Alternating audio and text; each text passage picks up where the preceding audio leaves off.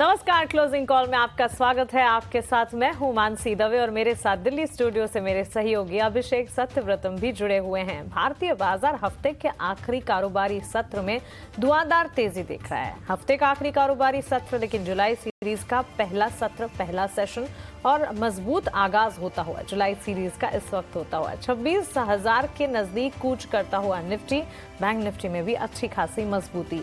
आखिरी 1.5 घंटे के लिए आपकी स्ट्रैटेजी क्या हो, मजबूत बाजार में कहां पर रखें नजर, इन तमाम चीजों पर फोकस होगा। और इस बुलेटिन की शुरुआत कैनरा बैंक न्यूज हेडलाइंस के साथ करते हैं। जुलाई सीरीज की मजबूत शुरुआत, निफ्टी 75 अंक की तेजी के साथ 25,600 के पार, पावर, एनर्जी और मेटल शेयरों से सपोर्ट।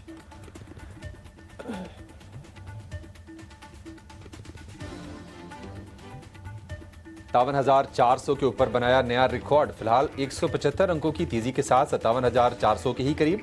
एसबीआई, पीएनबी और बैंक ऑफ बड़ौदा 1 से 2% ऊपर। एचडीएफसी बैंक में भी निचले स्तर से अच्छी रिकवरी की कोशिश।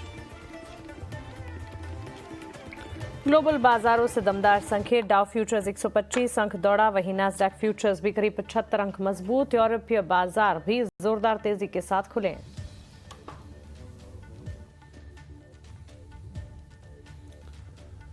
नौ महीने की ऊंचाई पर रिलायंस का शेयर 1.5% की तेजी के साथ निकला 1,500 रुपए के पार। 30 सितंबर के बाद सबसे ऊपरी स्तर पर पहुंचा शेयर, लगातार तीसरे सत्र में मजबूती।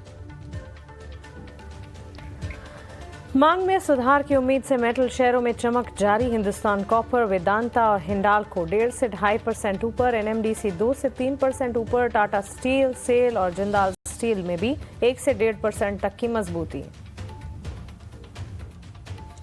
लगातार चौथे दिन टॉप गियर में auto share, Bharat Forge, Hero Moto, Tata Motors और अशोक लेलैंड 1 से 2% ऊपर। वहीं बॉश, संवर्धन मदरसन और एक्साइड में भी मजबूती। नोमुरा के भरोसे से डिक्सन टेक्नोलॉजीज 3% मजबूत। ब्रोकरेज ने लक्ष्य बढ़ाकर 21,400 रुपए किए। ग्लोबल कंपटीशन के बावजूद डिक्सन का मार्केट शेयर बढ़ने का जताया भरोसा।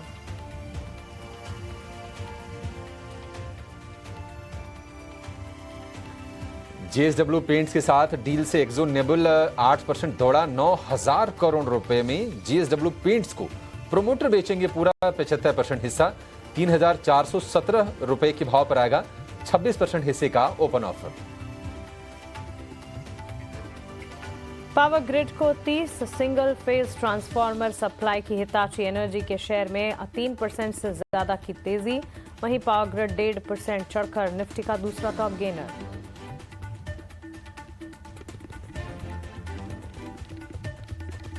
इंडो गल्फ क्रॉप साइंसेज के आईपीओ का आज है दूसरा दिन। अब तक सिर्फ 80% भरा। प्राइस बैंड 105 से 111 रुपए।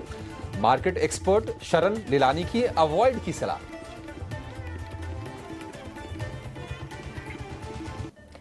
आज से खुले 2 नए एसएमई आईपीओज, नीतू योशी और एड काउंटी मीडिया। दोनों ही एसएमई आईपीओज पर मार्केट एक्सपर्ट की कॉशियस की राय।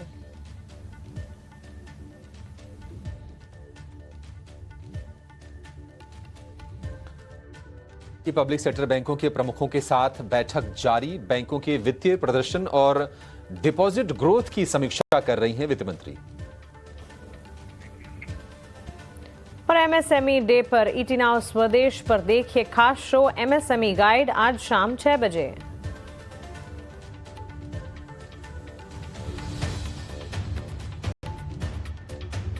स्वागत है आपका ईटी नाउ स्वदेश पर। आप देख रहे हैं क्लोजिंग कॉल। आपके साथ में अभिषेक, मेरे साथ ही मेरी सहयोगी मानसी। और बाजार में आज लगातार हो रही है चौथे सत्र में तेजी। जुलाई सीरीज की शुरुआत जो हुई है अच्छी नोट पर हुई है। सुबह ऐसा लगा कि शायद थोड़ी सी प्रॉफिट टेकिंग आ जाएगी, लेकिन ट्रेडर्स कहां झुकने के मूड में हैं। जो लोग फोमो के शिकार हैं वो उनकी पार्टिसिपेशन आज के सत्र में हो रही है। और सिर्फ 2 इंडेक्स को अगर छोड़ दें तो बाकी आपको चौतरफा बाजार में हरियाली दिखेगी। थोड़ी सी कम है क्योंकि चले हम ठीक ठाक हैं। आईटी, रियल एस्टेट को अगर आप छोड़ दें तो आपको बाकी सारे के सारे जो सेक्टरल इंडेक्स हैं आज मजबूती के साथ कारोबार करते हुए दिखाई देंगे। और निफ्टी बैंक जो जैसे पंखे लग गए हैं, 57,400 के ऊपर जाकर नया रिकॉर्ड बनाया है निफ्टी बैंक ने। और निफ्टी की जो तेजी है वो है 80 अंकों के आसपास की। तो हफ्ते का आखिरी कारोबारी सत्र है। सीरीज की शुरुआत अच्छी हुई है। लोगों ने पैसे बनाए हैं, बावजूद इसके बाजार झुकने के मूड में है नहीं और ताबड़तोड़ तेजी हो रही है। 25,600 के ऊपर निकलकर निफ्टी कारोबार कर रहा है। और अगर आप फ्यूचर्स को देखेंगे तो निफ्टी बैंक हो या फिर निफ्टी, दोनों में प्रीमियम है। 100 पॉइंट के आसपास का प्रीमियम निफ्टी में है और करीब 150-200 पॉइंट का प्रीमियम निफ्टी बैंक में आप देखेंगे तो ये दिखा रहा है कि बाजार में आगे के लिए भी जो राह है वो यहां से ठीक नजर आ रही है। तो एक काम करते हैं, इस शो में हम करने क्या वाले हैं अगले 1.5 घंटे में, उसकी एक झलक फटाफट आपको दिखा देते हैं। उसके बाद हम बड़ी बातें लेकर आएंगे और मानसी समझेंगे कि आज के जो एक्शन वाले शेयर हैं वो कौन से हैं, बिग बजर्स कौन से हैं। तो थोड़ी देर में ये बताएंगे आपको कि बाजार में आपकी रणनीति क्या होनी चाहिए, वायदा बाजार के आंकड़ों से संकेत क्या मिल रहे हैं। क्लोजिंग ट्रेड्स होंगे 2:10 पर, ऑप्शंस के चैंपियन 2:40 पर। 3 बजे लेकर आएंगे मार्केट एट 3:10 पर BTST और STBT के ट्रेड्स होंगे और 3:20 पर आपके लिए होगा इवेंट्स टू वॉच। तो काफी एक्शन पैक्ड शो है, आप हमारे साथ इस शो में बने रहिएगा। फटाफट एक नजर डाल देते हैं बाजार की हाइलाइट्स पर, यानी कि बड़ी बातें कौन सी हैं उस पर नजर डालते हैं। तो जुलाई सीरीज की शुरुआत अच्छी हुई है। निफ्टी करीब 100 अंक ऊपर आपको कारोबार करता हुआ दिखाई देगा, 25,600 के ऊपर निकला है। तो लगातार हम तेजी देख रहे हैं और निफ्टी बैंक ने नया रिकॉर्ड बना दिया है 57,436 का आज के सत्र में। कल हमने देखा था कि HDFC बैंक ने काफी दम दिखाया था और आज भी लोअर लेवल से HDFC बैंक ने रिकवरी की कोशिश की है और निफ्टी बैंक को उससे मदद मिली है। मेटल शेयरों में चमक बरकरार है। हिंद कॉपर कल भी दम लगाकर चला था क्योंकि कॉपर की कीमतें अंतर्राष्ट्रीय बाजार में बढ़ गई हैं, सपोर्ट उससे मिला था। वेदांता, हिंडाल्को भी 1 से 2% ऊपर कारोबार कर रहे हैं। डिफेंस में भी हमने देखा था कि 2-3 सत्र की थोड़ी प्रॉफिट टेकिंग आई, लेकिन डिफेंस शेयर भी नरमी नहीं दिखा रहे हैं, तेजी लौटी है। भारत डायनेमिक्स हो गया, HAL, BL 1 से 2% ऊपर कारोबार कर रहे हैं और BL का शेयर आज फिर से देखने की 415 रुपए के आसपास आ गया है। तो यहाँ भी लोअर लेवल पर निवेशक एक्टिव हो रहे हैं और बाइंग करने की कोशिश कर रहे हैं। लेकिन आगे बढ़े उसके पहले फटाफट ये जान लेते हैं कि आज शेयरों में एक्शन कहां पर हो रहा है। मानसी से जानते हैं बिग बजर्स आज के। मानसी बताइए, आज तो मतलब बड़ा एक्शन थोड़ा सीमित होगा, लेकिन बाजार में मोमेंटम में कोई कमी है नहीं। मोमेंटम में तो कमी है ही नहीं और हर दिन प्रतिदिन हम देख रहे हैं बाजार नई चाल, नए लेवल और नई रिकॉर्ड उच्चतम स्तर को छू रहा है। बजिंग स्टॉक्स की बात जरूर करेंगे, लेकिन इस बीच LIC के लिए, इंश्योरेंस कंपनियों के लिए एक इंपॉर्टेंट खबर आ रही है ब्रेकिंग सोर्सेज के हवाले से, सूत्रों के हवाले से। ETF में निवेश से जोखिम कम करने में मदद की कोशिश यहाँ है और इसी कोशिश के तर्ज पर बीमा कंपनियों को निवेश की अनुमति, गोल्ड और सिल्वर ETF में निवेश की अनुमति देने पर विचार किया जा रहा है। IRDAI निवेश की अनुमति देने पर विचार करेगा और ये बीमा कंपनियों के लिए एक इम्पॉर्टेंट अपडेट इस वक्त, और इसी के चलते LIC और इसके अलावा BSP लाइफ, HDFC लाइफ, सारे स्टॉक्स पर एक नज़र होनी चाहिए। लेकिन गोल्ड और सिल्वर ETF में निवेश की अनुमति देने पर विचार है और इससे जुड़ी सारी अपडेट्स जो हमारे पास आती रहेंगी वो हम आप तक ज़रूर पहुंचाएंगे। लेकिन IRDAI निवेश की अनुमति देने पर विचार कर सकता है। बैठकों का दौर चलेगा और उसके ठीक बाद निवेश पर IRDAI जल्दी ही अंतिम सिफारिश अभी पेश कर सकती है और उसके बाद ये अनुमति मिलती हुई नजर आ सकती है। तो बीमा कंपनियों पर नजर जरूर रखिएगा, सूत्रों के हवाले से खबर। लेकिन चलिए आगे बढ़ते हैं और बजिंग स्टॉक्स की लिस्ट की बात करते हैं। और बजिंग तो मार्केट है और स्टॉक्स और सेक्टर्स भी हैं। लगभग सारे सेक्टर्स और स्टॉक्स में बजिंग मोमेंटम नजर आ रहा है। सेक्टर तो एटलीस्ट सब चल रहे हैं और जो नहीं भी चल रहे हैं वो गिरावट में एंट्री अपॉर्चुनिटी, यानी कि मार्केट में एंटर करने का मौका आपको दे रहे हैं। स्टॉक्स की अगर बात करें, सबसे पहले एक्जो नोबेल पर नजर होनी चाहिए।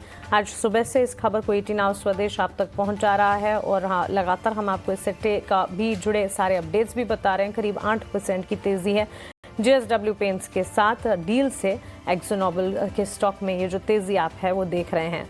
9,000 करोड़ रुपए में JSW पेंट्स को प्रमोटर्स पूरा का पूरा 75% हिस्सा जो है वो बेचने वाले हैं। 3,417 रुपए के दाम पर 26% हिस्से का ओपन ऑफर आने वाला है। तो ये खबर, JSW पेंट्स हिस्सा खरीदेगी, जो आती हुई दिखी है, इसका एक इम्पैक्ट न्यूज फ्लो के चलते एक्जो नोबेल के स्टॉक प्राइस में हम देख रहे हैं करीब 8% तक की तेजी। खबर का इम्पैक्ट है जो कि स्टॉक में एब्सोल्युटली रिफ्लेक्ट होता हुआ देखने को मिला है। इसके अलावा अगर देखेंगे, जियो फाइनेंस का स्टॉक आज ही नहीं पिछले 2 ट्रेडिंग सेशन से अच्छा एक्शन दिखा रहा है। आज तीसरा सेशन है, जबकि अच्छी मजबूती के बीच इस स्टॉक में कामकाज देखने को मिला है। जियो पे फाइनेंशियल सर्विसेज करीब 4% की तेजी दिखा रहा है। स्टॉक ब्रोकिंग लाइसेंस कंपनी को मिला है, ये खबर है। जियो ब्लैक रॉक को सेबी से स्टॉक ब्रोकर का लाइसेंस मिलता हुआ। कल भी खबर के ही चलते स्टॉक में एक मूवमेंट था, आज भी एक खबर के चलते स्टॉक में मूव 4% की तेजी पर ये स्टॉक। और जानकारों का ये मानना है कि 320 के बाद अब 330 तक के लेवल्स अगर स्टॉक छू लेगा तो उसके बाद 400 की तरफ आगे बढ़ने की भी कोशिश करेगा। Jio financial services investor favourite stock बनता हुआ इस वक्त, इस पर भी नजर रहेगी। कोफोर्ज आईटी सेक्टर पर ही नजर है और आईटी में भी mid cap IT versus larger IT place पर लगातार बातचीत हम करते हैं, लेकिन पॉजिटिव रिपोर्ट कोफोर्ज पर आई है। खरीदारी की राय कोटक ने दी है, लक्ष्य 2100 के वो मानकर चल रहे हैं और इसी का इम्पैक्ट स्टॉक में करीब 1.5% की तेजी 1916 के लेवल्स पर ये ट्रेड कर रहा है। यहाँ से 2100 के लेवल्स कोटक की रिपोर्ट मानकर चल रही है कोफोर्ज के लिए। इसके अलावा गैस, सिटी गैस डिस्ट्रीब्यूशन कंपनियों पर भी नजर रखें, यहाँ पर तेजी का दौर देखने को मिला है। गुजरात स्टेट फर्टिलाइजर, महानगर गैस, अडानी टोटल गैस, ये सारे स्टॉक्स में करीब 2 से लेकर 5.5% तक की तेजी आज के सत्र में देखी जा रही है। सो गैस से जुड़े गैस रिलेटेड सेक्टर स्टॉक पर पर्टिकुलरली नजर होनी चाहिए। अच्छी तेजी का रुझान इस स्पेस में देखने को मिला है। इसके अलावा भारत डायनेमिक्स लिमिटेड और हिंदुस्तान एरोनॉटिक्स लिमिटेड, आज सवाल ये था कि शिप बिल्डिंग और डिफेंस का खेमा जो है काफ़ी चल गया है, महंगे वैल्यूएशंस है, तो कब यहाँ क्या अब यहाँ से तेज़ी जो है वो उसका दौर खत्म हो गया है? फिलहाल नहीं दिख रहा है। Bharat dynamics, HAL, Bharat electronics अच्छी मजबूती दिखा रहे हैं और अगेन एक्सपर्ट्स का ये मानना है कि लंबी अवधि का नजरिया अगर मानकर चल रहे हैं तो डिफेंस और शिप बिल्डिंग पर नज़र आपकी ज़रूर होनी चाहिए। ये लॉन्गर टर्म प्लेज हैं और बिल्कुल आपके पोर्टफोलियो में रखने लायक स्टॉक्स लंबी अवधि में रिटर्न्स जरूर देंगे। आज के सत्र में भी हम देख रहे हैं डिफेंस इन पर्टिकुलर चल रहा है। डिक्सन टेक्नोलॉजीज, अंत में नोमुरा की एक रेटिंग रिपोर्ट आई है और साथ ही कोटक की भी एक रिपोर्ट आई है। नोमुरा ने लक्ष्य 21409 के बताए हैं, काफ़ी आगे के लक्ष्य बताए हैं और इसी के चलते स्टॉक में हम अप मूव देख रहे हैं। और रैशनल रिपोर्ट एक्चुअली कोटक की यहाँ पर टारगेट्स जो हैं, इनफैक्ट कोटक ने टारगेट्स घटाए हैं। कोटक का ये मानना है कि यहाँ से नीचे जा सकता है स्टॉक, लेकिन नोमुरा यहाँ से पॉजिटिव अप मूव देख रहे हैं और इसी के चलते स्टॉक में हम देख रहे हैं मजबूती की चाल। 14,701 के लेवल्स पर ये स्टॉक इस वक्त ट्रेड करता हुआ, यहाँ से आगे 21,000 तक के लेवल्स भी ब्रोकरेजेस मानकर चल रहे हैं, तो 3% तक की तेजी इस स्टॉक में भी नजर आएगी। लेकिन ये तो हो गई बजिंग स्टॉक्स की बात, इंडेक्स भी तो बजिंग है अभिषेक, और निफ्टी ही नहीं बैंक निफ्टी भी। और अब तो इनफैक्ट यही कहना चाहिए कि बैंक निफ्टी ने काफ़ी सीरियसली ले लिया है। निफ्टी तेज दौड़ लगा रहा है तो बैंक निफ्टी भी उसके ठीक साथ साथ आगे चलता हुआ हर दिन नए रिकॉर्ड्स बना रहा है।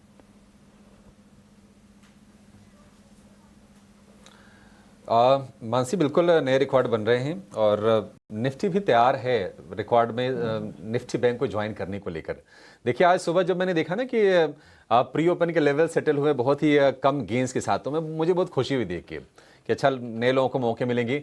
और थोड़ा सा एक झटका लगा, थोड़ी सी प्रॉफिट टेकिंग आई और उसके बाद बाजार ने क्या बढ़िया रफ्तार पकड़ी है।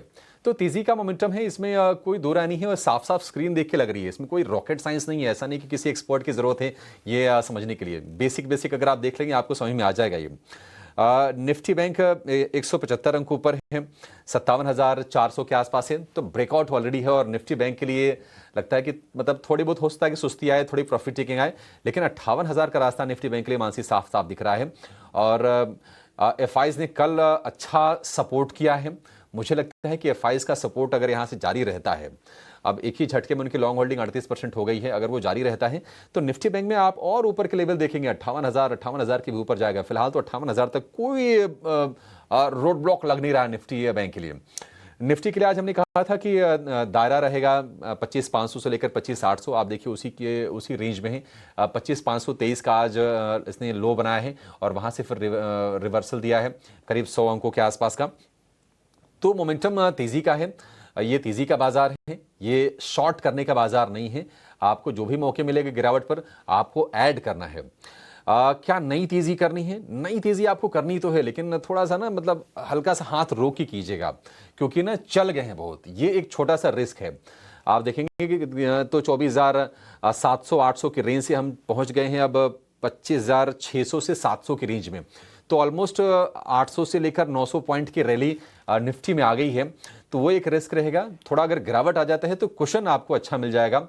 मतलब बाजार यहां से चलेगा कम से कम 2 हफ्ते तक, कोई दिक्कत की बात लग नहीं रही है। फिलहाल के लिए अगर आप देखेंगे अभी के लिए वही 25,500 का सपोर्ट है, 25,800 का टारगेट है। 25,800 अगर निफ्टी पार करता है तो फिर आप 26,000 और उसके बाद जो हाइज हैं पिछले साल सितंबर के अपने रिकॉर्ड हाई 26,277 उस लेवल को भी हम टेस्ट करने की दिशा में आगे बढ़ेंगे।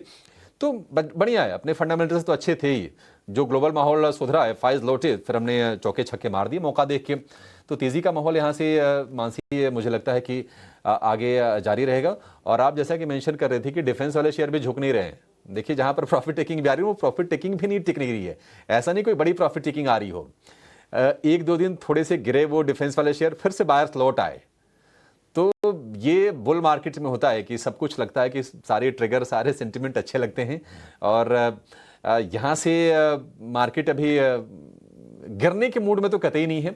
अब आगे जुलाई में जो ट्रिगर आएंगे वो ट्रिगर होंगे मॉनसून के ट्रिगर होंगे, वो टैरिफ के ट्रिगर होंगे, अमेरिका भारत की टैरिफ को लेकर, ट्रेड को लेकर क्या बातचीत होती है, ये सारी चीजें होंगी। और सबसे बड़ा ट्रिगर जो होगा वो होगा अपना अर्निंग, जिसकी पहले हफ्ते से शुरुआत हो जाएगी। अब जैसे जैसे अर्निंग सीजन आएगी अब फिर स्टॉक स्पेसिफिक मार्केट यहाँ से होता जाएगा। तो अब मैक्रो से माइक्रो की तरफ बाजार बढ़ेगा अगले 2 हफ्ते में। तो स्टॉक स्पेसिफिक मूवमेंट पर खास तौर पर नजर होनी चाहिए। बाजार अपनी चाल चलेगा, कम से कम 2 हफ्ते तक कोई ऐसे रेड सिग्नल नहीं दिख रहे हैं। उसके बाद अर्निंग्स पर रिएक्शन आएगा। तो माहौल तो फिलहाल मानसी तेजी का ही है। So we'll be on the cusp of earning season. अगला बड़ा ट्रिगर सीजनलिटी फैक्टर मॉनसून तो है ही, जिस पर लगातार बातचीत चल रही है, लेकिन माहौल अच्छा है, टेक्सचर मार्केट का बेहतरीन है और एफआईआईज जहां से सेलिंग मिल रही थी वहां से भी खरीदारी की कॉल आती हुई दिखी है। लेकिन खरीदारी के ट्रेड्स एफआईआईज की तरफ से खरीदारी का आंकड़ा 12,000 करोड़ का एफआईआईज की तरफ से आज हम आपके सामने रख रहे हैं। लेकिन इसका विजन तो सुनील सुब्रमण्यम सर ने हमें कल ही बता दिया था। सुनील सर हैं हमारे साथ हमारी पैनल पर, उनका स्वागत करते हैं। और उनके अलावा भी हमारे साथ हमारी एक्सपर्ट्स की पैनल एक एक कर जुड़ गई हैं। राजेश पालविया जैन हम देख पा रहे हैं, साथ ही कपिल शाह हैं हमारे साथ एमके ग्लोबल फाइनेंशियल के। जेंटलमैन, आप सभी का बहुत स्वागत है ईटी नाउ स्वदेश पर। आप सभी का अपना समय देने के लिए बहुत शुक्रिया। सुनील सर, हमारे सिस्टर चैनल ईटी नाउ पर कल मैं आपसे बात कर रही थी, Mansi this side, and my question was कि सर बाकी सब तो अच्छा है लेकिन एफआईआईज क्यों बेच रहे हैं? आपने कहा था मानसी एफआईआईज की वापसी हो जाएगी। आपने कहा इस वक्त एफआईआईज की वापसी 12,000 crore. What a vision sir. Good afternoon. Thank you. Good afternoon. नहीं, इसी बात क्लियर है ना कि डोमेस्टिकली कोई शिकायत किसी को नहीं होनी चाहिए कि क्या हो रहा है।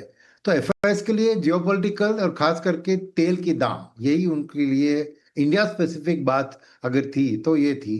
और जैसे ही यहाँ पर सीज फायर के ऐलान हुई, मानते हैं इनिशियली थोड़ी खिचकिड़ाहट थी उसके बाद, बट अभी तो सेटल हो गई है। तो तेल के दाम में मुझे एक स्टेबिलिटी दिख रही है। और तो अभी एफआईआईज के लिए कुछ एक्सक्यूज नहीं बचा है कि इंडिया में ना निवेश करें, क्योंकि अब देखिए इवन डोमेस्टिक ग्रोथ की भी एसएनपी ने अपग्रेड किया है वापस। पहले टैरिफ के माहौल में थोड़ा 20-30 बेसिस पॉइंट्स कम किया था इंडियन ग्रोथ रेट को, अभी वापस अपग्रेड किया है। और सभी का मानना है कि फास्टेस्ट ग्रोइंग देश तो हम हैं। तो अब खाली बीटीए एक और ट्रिगर हो सकती है। मगर खबर जो आ रही है, कल ट्रंप ने भी कहा कि मैं इंडिया के साथ बड़ा डील करने वाला हूं, तो ऑब्वियसली वो प्रोग्रेस हो रही है। मानते हैं कि कुछ सेक्टर्स में हमें कुछ गिव अप करना पड़ेगा, कुछ सेक्टर्स में हमें बेनिफिट मिलेंगे, तो वो सेक्टर स्पेसिफिक थोड़ी अनसर्टेनिटी रहेगी। वैसे तो ये बीटीए का साइनिंग ही एक बहुत बड़ा एक क्लैरिटी ऑफ थॉट आ जाएगी और मेरे ख्याल में एफआईआईएस की और भी तेजी से वापसी आप कुछ महीनों के लिए देख सकते हैं अभी।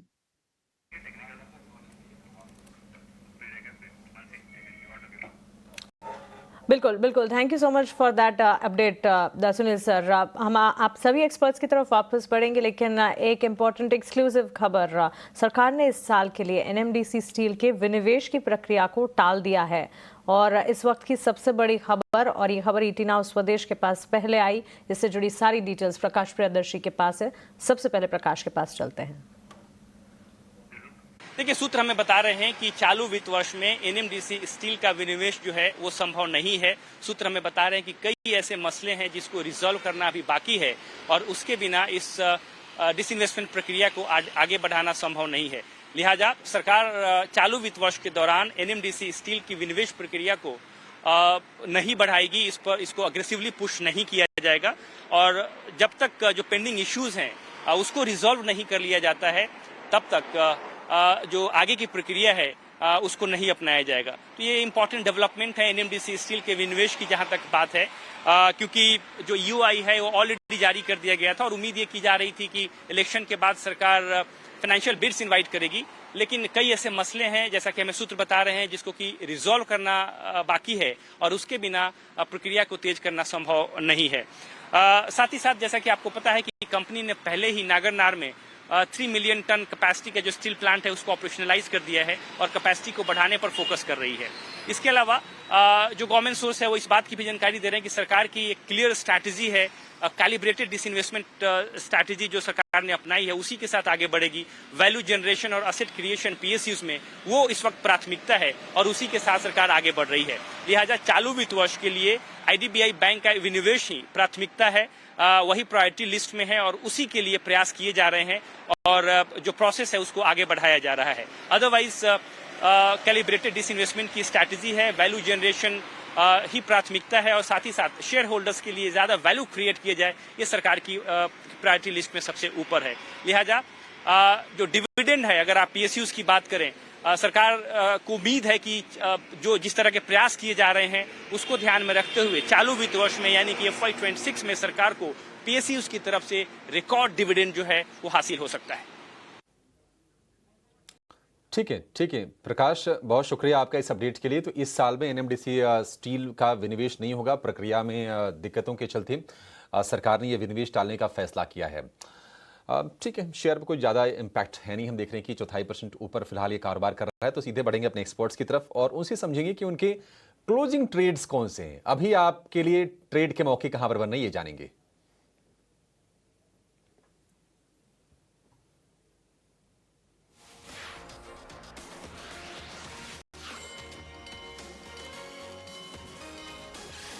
कपिल शाह और राजेश पालविया हमारे दो दिग्गज एक्सपर्ट हमारे साथ हैं। राजेश जी नमस्कार, शुरुआत आपसे करना चाहेंगे। बताइए कहां पर सौदे डाला है सर? तेजी का बाजार है, मुझे सबसे ज्यादा कंफ्यूजन ये तेजी वाले बाजार में ही होती है, फिर ना लगता है कि कौन सा छोड़ें कौन सा लें, आप जरा मदद कीजिए।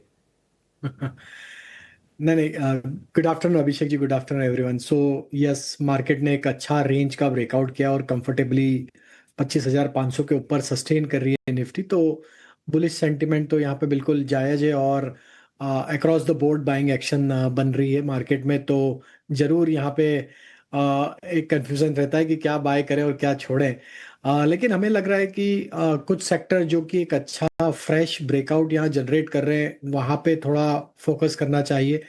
तो अभी हमें जो पसंद आ रहा है वो है ऑटोमोबाइल स्पेस, और ऑटोमोबाइल स्पेस पे आइशर मोटर यहाँ पे बाय करने की सलाह है।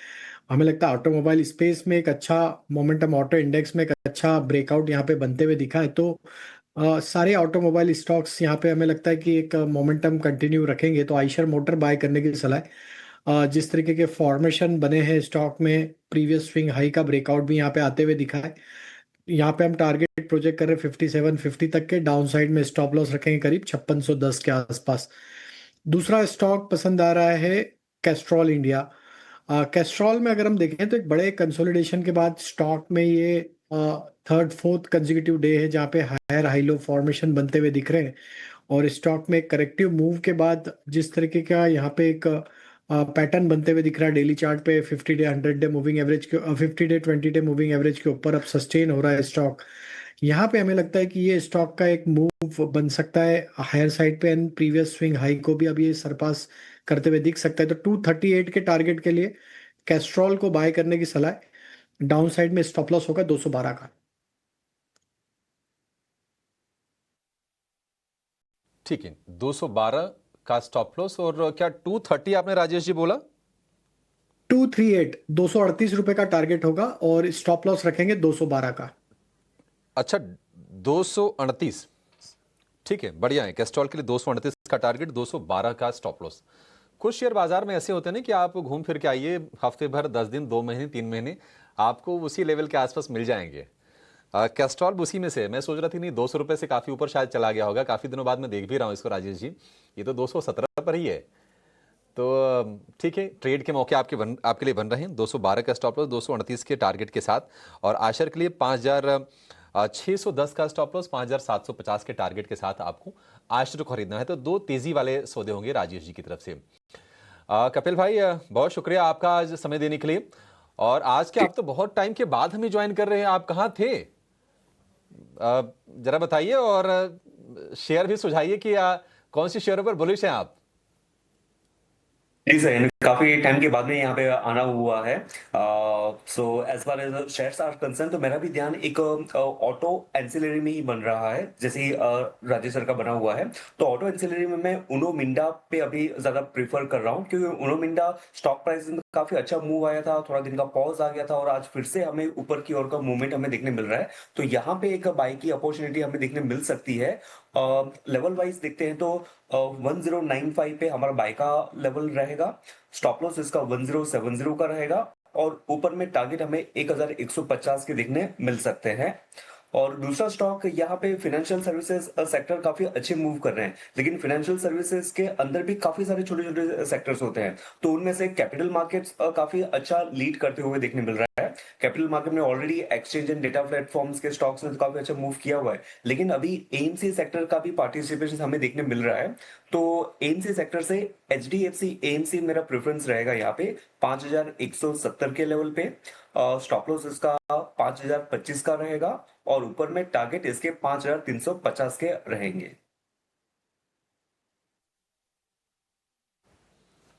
ठीक है, एचडीएफसी एएमसी में तेजी में देखने को मिल रही है, 1.5% ऊपर ये शेयर कारोबार कर रहा है।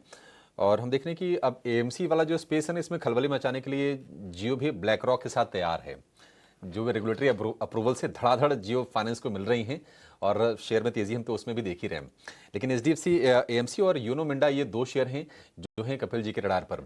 तो 2+2 4 तेजी के बढ़िया सौदे आपके लिए मिल गए हैं।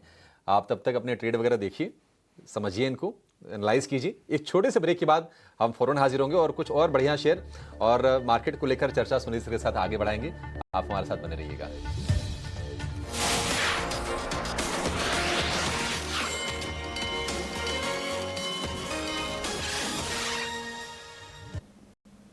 Welcome back. क्लोजिंग कॉल देख रहे हैं आप। बाजार में तेजी, हफ्ते का आखिरी कारोबारी सत्र और 1 घंटा बचा है क्लोजिंग के लिए। हमारे साथ एक और एक्सपर्ट हमारी पैनल पर जुड़ गए हैं, तेजस शाह।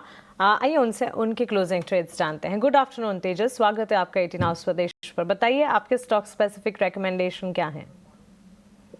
गुड आफ्टरनून मानसी जी, और सभी दर्शकों और पैनलिस्ट को मेरा नमस्कार। तो आज की जो मेरी पहली ट्रेडिंग पिक है वो बैंकिंग क्षेत्र से है। बैंक निफ्टी और एनबीएफसी स्पेस जो है वो लीड कर रहा है मार्केट को। तो स्टेट बैंक ऑफ इंडिया मेरी ट्रेडिंग पिक है फ्रॉम द बैंकिंग स्पेस। ये स्टॉक में एक अच्छा खासा कंसोलिडेशन हो गया है पिछले काफ़ी 6 से 7 दिन से, और स्टॉक ने जो है 200 दिन की मूविंग एवरेज का रिसेंटली सपोर्ट लिया और वहाँ से एक अच्छी खासी रिकवरी दिखाई है। चार्ट स्ट्रक्चर स्ट्रांग है स्टेट बैंक ऑफ इंडिया का ऑन डेली और वीकली टाइम फ्रेम पे। तो करंट भाव पे डिप में खरीदारी करिए। स्टेट बैंक ऑफ इंडिया में स्टॉप लॉस लगाना है 779 का। इसका पहला लक्ष्य रहेगा 830 का, और दूसरा लक्ष्य रहेगा 855 का। और दूसरा जो मेरा पिक है वो है पावर ग्रिड कॉर्पोरेशन लिमिटेड। ये स्टॉक ने भी एक अच्छे खासे कंसोलिडेशन के बाद आज के सत्र में स्ट्रेंथ दिखाई है। 200 दिन की मूविंग एवरेज को भी सरपास कर दिया है, plus short term moving average इस पे एक क्रॉसओवर भी स्पॉट हुआ है। वॉल्यूम के साथ आज स्टॉक रैली कर रहा है। तो ये स्टॉक में भी करंट भाव पे डिप में खरीदारी कर सकते हैं। इसमें आपको स्टॉप लॉस लगाना है 289 का। इसका पहला लक्ष्य रहेगा 307 का, और दूसरा लक्ष्य रहेगा 315 का। से एसबीआई और पावर ग्रिड, दो स्टॉक्स इस वक्त तेजस शाह के रडार पर। टारगेट स्टॉप लॉसेस आप अपने स्क्रीन पर देख रहे हैं। पावर ग्रिड 307 315 तक के लेवल्स तक भी जा सकता है। 289 का स्टॉप लॉस जरूर लगाएं। Sunil sir, real estate sector पर आपका एक टेक क्विकली जानना चाहेंगे। एनर्जी, बैंकिंग, मेटल, फार्मा, ये सब आज चल रहे हैं, लेकिन रियल एस्टेट ने कल से ही बैक सीट पकड़ी है। हम लगातार एक्सपर्ट से इस पर उनकी राय भी ले रहे हैं। उनका ये कहना है कि अगर एंट्री अपॉर्चुनिटी मिल रही है तो रियल एस्टेट में एंटर करने के लिए गिरावट का इस्तेमाल किया जाए, क्योंकि रियल एस्टेट की अपसाइकल इंटैक्ट है। आपकी राय रियल एस्टेट सेक्टर पर क्या है? मैं सहमत हूँ उसके, और इसका एक और चीज मैं बताता हूँ कि आरबीआई की जो पॉलिसी है, गवर्नमेंट की जो फिस्कल 1 लाख करोड़ की सरप्लस से, ये सब आपको रियल एस्टेट सेक्टर को एक सपोर्ट दिलवाते हुए सामने दिख रही है। एक तरफ वो एक टेल विंड है इनके लिए। सेकंड चीज मैं कहूंगा कि अच्छी मानसून के कारण रूरल से आपको शायद अफोर्डेबल हाउसिंग सेगमेंट में एक बूस्ट मिल सकता है, and same with the middle class को जो राहत दिया गया। मगर आप प्राइस को देखें आप तो 6 मंथ्स की जो निफ्टी की रिटर्न, आई थिंक रफली वाईटीडी या 6 months is about 8%, but real estate has under performed by at least 5 to 6%। मगर ये लास्ट 1 मंथ की देखे तो real estate has out perform the Nifty, यानी द ट्रेंड इज चेंजिंग, क्योंकि दिस 6 मंथ्स में आपने डोमेस्टिक फंड मैनेजर्स का डोमिनेंस रहा है, उन्होंने इस सेक्टर से थोड़ा दूर रहने की सलाह देके अब रिसेंटली वो उन्होंने खरीदारी शुरू की है। तो ये टेलविंड जो है, दैट रेट सेंसिटिव्स की जो एक पॉजिटिव आउटलुक, और अब उभरते खबर आ रही है कि नेक्स्ट पॉलिसी में और एक रेट कट भी आ सकता है आरबीआई का, तो generally real estate with the biggest beneficiary. और ये जो एक के शेप्ड रिकवरी चल रही थी इतनी सालों से रियल एस्टेट में, कि बहुत महंगे घर बहुत अच्छी तरह से बिक रहे हैं, मगर बॉटम ऑफ द पिरामिड में जो 1 BHK 2 BHK या अफोर्डेबल हाउसिंग जो जस्ट आउटसाइड द सिटीज है, उनकी बिक्री उतनी बिकवाली उतनी नहीं थी। तो ये ट्रेंड अगर बदलते हुए दिख रहा है यहाँ पर इस साल, because both rural side urban side demand, तो नेचुरली वो एक बुक सपोर्टिंग फैक्टर होगा, और इसीलिए मेरा भी पॉजिटिव आउटलुक है रियल एस्टेट सेक्टर पर इस स्टेज में। आउटलुक पॉजिटिव है। लगातार एक्सपर्ट्स फंडामेंटल और टेक्निकल रियल एस्टेट सेक्टर पर गिरावट में खरीदारी का रुख अपना रहे हैं। Kapil, good afternoon to you as well. Coforge पर कोटक की पॉजिटिव रिपोर्ट आई है, 2100 तक के टारगेट से एंटिसिपेट करके चल रहे हैं। कोफोर्ज के साथ साथ परसिस्टेंट भी चलता है, लेकिन परसिस्टेंट में आज गिरावट हम देख रहे हैं। मिड कैप आईटी प्लेयर्स की ही अगर बात करें, लैडर आईटी प्लेयर्स के मुकाबले चर्चा का विषय और ज्यादा कॉन्फिडेंस इन दिनों मिड कैप आईटी स्टॉक्स में नजर आता है। परसिस्टेंट के लिए क्या राय होगी? कोफोर्ज पर ये टारगेट आपको कितने कन्विक्शन वाले लग रहे हैं? 2100 तक जाता हुआ आपके हिसाब से टेक्निकली ये दोनों चार्ट्स पर कैसे नजर आते हैं?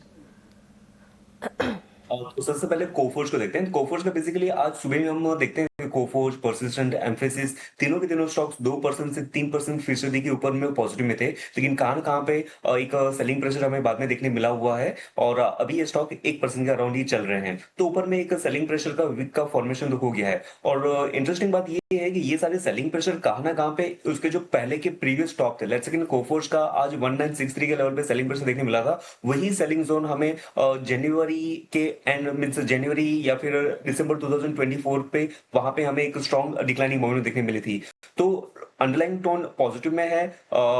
शॉर्ट टर्म में स्टॉक प्राइस ने काफी अच्छा मूव भी किया हुआ है, तो एक राउंड ऑफ प्रॉफिट बुकिंग हो सकता है। बाय ऑन डिक्लाइन से बनेगा, और अच्छे लेवल उसके लिए कहां पे 1800 के लेवल के अराउंड हम देख सकते हैं एक अच्छा सा रिस्क रिवॉर्ड रेशियो फिट करने के लिए।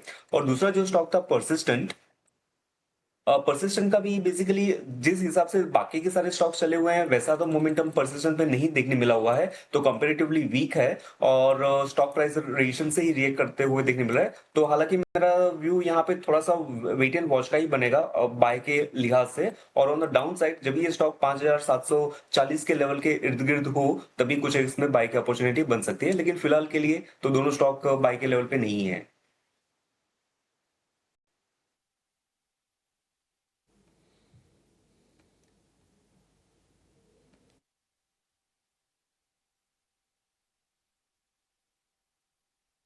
ठीक है, परसिस्टेंट को लेकर ये व्यू हो गया, लेकिन एक बड़ी खबर आ रही है। अगर आप रेल से यात्रा करते हैं और अगर आप परेशान रहते हैं कि वेट लिस्टेड टिकट आप बुक करते हैं और आखिरी मोमेंट पर टिकट कंफर्म नहीं होता है, फिर दिक्कतें काफ़ी होती हैं।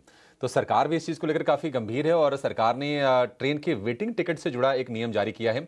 पूरी खबर के साथ हमारे सहयोगी समीर दीक्षित जुड़ गए हैं, जो कि रेलवेज को कवर करते हैं हमारी तरफ से। समीर, एक बहुत ही एक दिक्कत वाला एरिया है ये, मतलब काफ़ी लंबी चौड़ी वेटिंग होती है।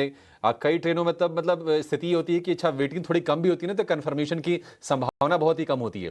तो बताइए सरकार क्या कुछ कवायद कर रही है यात्रियों को राहत देने के लिए? भारतीय रेलवे वेट लिस्टेड टिकट को लेकर के एक नई नीति पर काम कर रही है। सूत्रों की माने तो इस नीति को लेकर के बाकायदा कई कदम आगे बढ़ाए भी जा चुके हैं। सूत्र ये बता रहे हैं कि जो हर ट्रेन में वेट लिस्टेड टिकट जारी होता है उसकी कैपिंग को कम करने पर रेलवे काम कर रही है। अभी आप देखें तो एक लंबी लिस्ट तक वेट लिस्टेड टिकट जारी होते हैं, 300 या 400 वेट लिस्टेड टिकट होते हैं, लेकिन इसकी कैपिंग को अब कम करने की कोशिश की जा रही है। सूत्रों की माने तो रेलवे मंत्रालय इसकी कैपिंग को घटा करके सिर्फ 25% तक लाना चाहता है, यानी कि जो कंफर्म्ड बर्थ की टिकट जारी होते हैं उसका उस टोटल बर्थ का सिर्फ 25% अतिरिक्त ही वेट लिस्टेड टिकट जारी किया जाएगा। और ये जो नीति है ये सभी पर लागू होगी, यानी कि हर क्लास ऑफ ट्रैवल पे, चाहे वो एसी फर्स्ट, सेकंड या थर्ड क्लास हो या स्लीपर क्लास हो, ये सभी पर एक समान रूप से लागू करने की तैयारी है। तो जितनी कंफर्म्ड बर्थ है या किसी भी कोच में जितनी टोटल सीटें हैं उसका 25% तक का ही वेट लिस्टेड टिकट जारी होगा। रेलवे को लगता है कि इस एक कदम से कई प्रकार की समस्याओं को खत्म या कम से कम सुलझाया जा सकता है। मसलन अगर अभी आप देखें तो लंबी वेट लिस्टेड टिकट होने के चलते ना सिर्फ ट्रेन के भीतर बल्कि स्टेशन पर भी ओवर क्राउडिंग होती है। जो टिकट चेकिंग स्टाफ है, आरपीएफ है, उनको इस तरीके की दिक्कतों का सामना करना पड़ता है, हैंडलिंग की समस्या प्रॉब्लम आती है उनको। इसके साथ ही साथ पैसेंजर को भी ये स्पष्ट नहीं होता है कि उनकी जो वेट लिस्टेड टिकट है वो उसके कंफर्मेशन के चांसेस क्या रह सकते हैं। तो ऐसे में जब कैपिंग 25% की रेलवे लागू करेगा तो जो यात्री हैं जिनके पास वेट लिस्टेड टिकट है उनको भी अपने टिकट कंफर्म होने के जो चांसेस हैं वो बेहतर तरीके से पता लग पाएंगे। ओवर क्राउडिंग की प्रॉब्लम को एड्रेस किया जा सकेगा और रेलवे को लगता है कि ये एक विन विन सिचुएशन होगी पैसेंजर के लिए भी और भारतीय रेलवे के लिए भी। तो एक नई नीति पर काम चल रहा है और इस दिशा में बाकायदा कई कदम आगे बढ़ाए जा चुके हैं।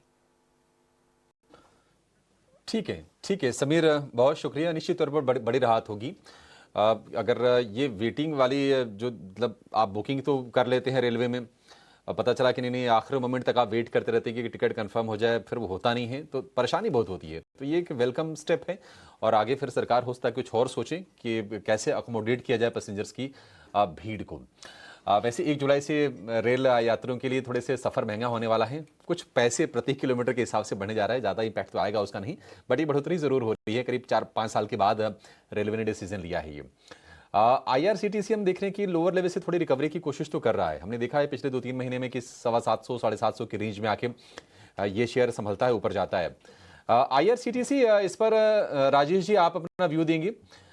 एक रेंज में ही है, ये रेंज से निकल नहीं रहा है, कब निकलेगा कोई लेवल जिस पर आप नजर रखे हुए हो?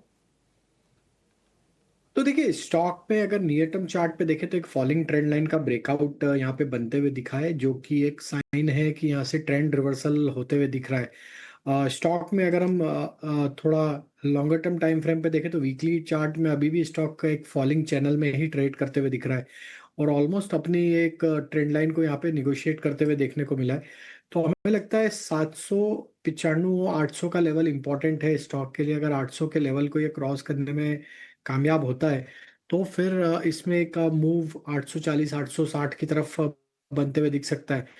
तो एक रिकवरी के साइन तो यहाँ पे बने हैं। तो अभी जिनके पास ट्रेड है लॉन्ग साइड का बने रह सकते हैं 770 के स्टॉप लॉस से। ठीक है, 770 के स्टॉप लॉस के साथ आपको बने रहने की सलाह है IRCTC के शेयर में। बाजार एक रेंज का है, 25,600 के ऊपर निकलने के बाद निफ्टी में थोड़ा जोश न कम है। निफ्टी बैंक भी करीब करीब 0.25% से थोड़ी ज़्यादा की तेज़ी के साथ कारोबार कर रहा है, लेकिन आज के सत्र में एडवांस डिक्लाइन का जो रेशियो है वो अच्छा है और बाजार अगर ऊपर टिक रहा है 70 अंकों की अगर आप तेज़ी देख रहे हैं ना, तो इसका बड़ा क्रेडिट जाएगा रिलायंस के शेयर को, क्योंकि रिलायंस हम देख रहे हैं कि 1500 रुपये के ऊपर निकलकर कारोबार करता हुआ आपको दिखेगा और करीब 9 महीने की हाइस पर है। 30 सितंबर 2024 के बाद हम पहली बार देख रहे हैं कि रिलायंस 1500 रुपये के ऊपर गया और वहां पर टिक भी रहा है। लगातार 3 सत्र की तेजी हो गई, 1515 रुपये का भाव है, कल भी चला शेयर और आज भी चल रहा है। रिलायंस पर तेजस भाई एक व्यू आपका, 1500 का हर्डल तो पार कर लिया, मतलब कोई ऐसा कोई अगर हम कहें साल भर के नजरिए से तो एक रेंज का ही ये शेयर रहा है।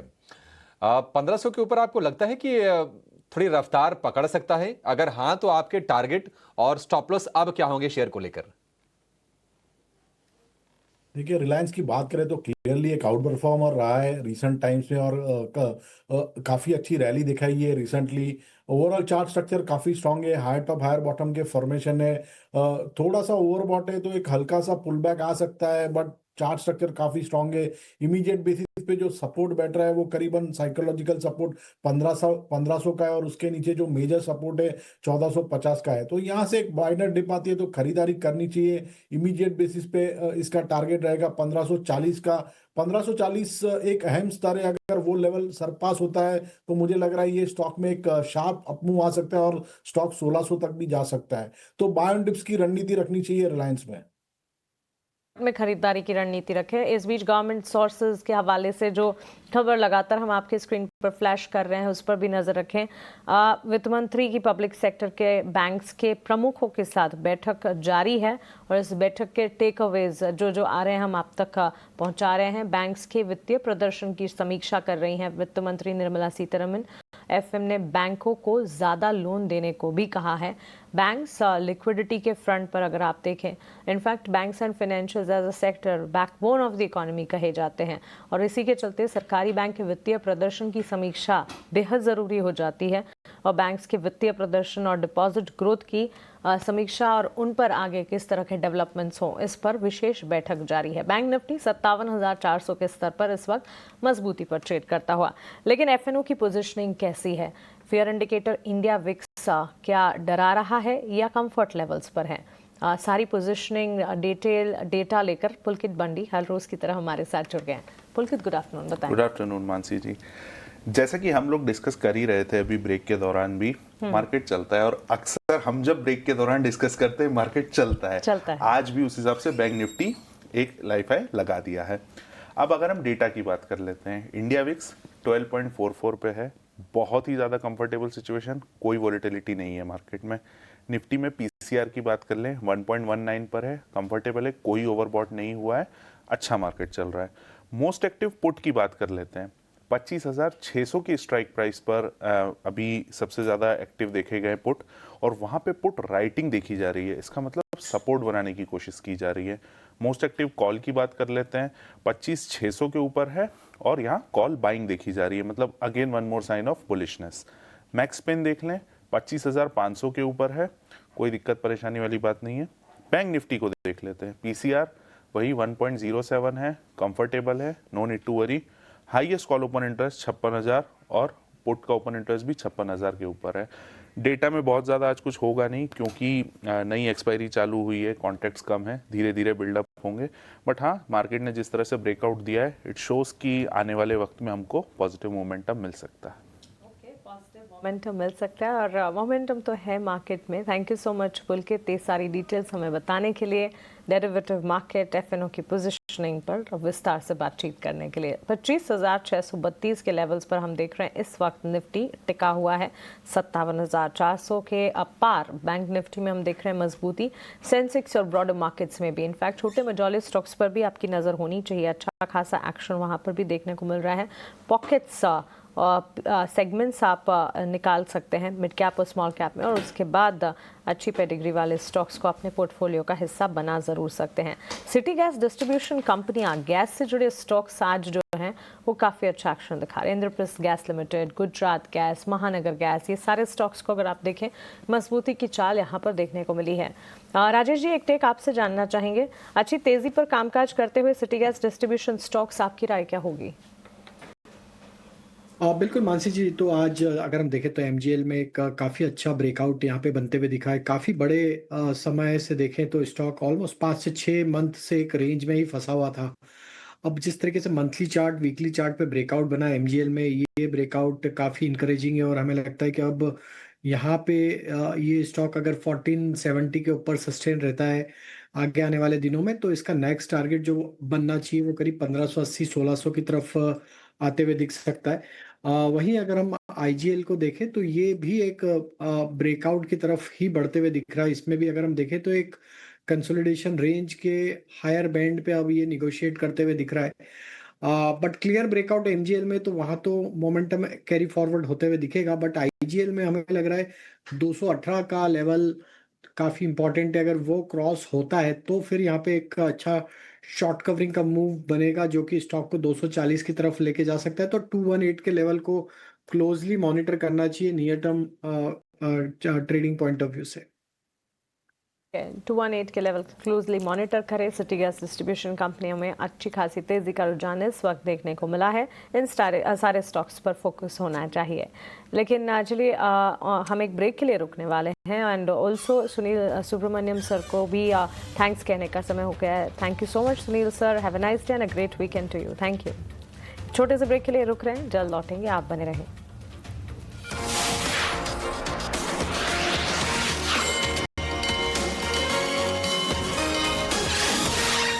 स्वागत है 18 स्वदेश पर क्लोजिंग कॉल में। और निफ्टी की जो तेजी है करीब करीब 80-90 अंकों के आसपास की है, एक रेंज में है। लेकिन निफ्टी बैंक धीरे धीरे करके इंप्रूवमेंट और मजबूत कर रहा है।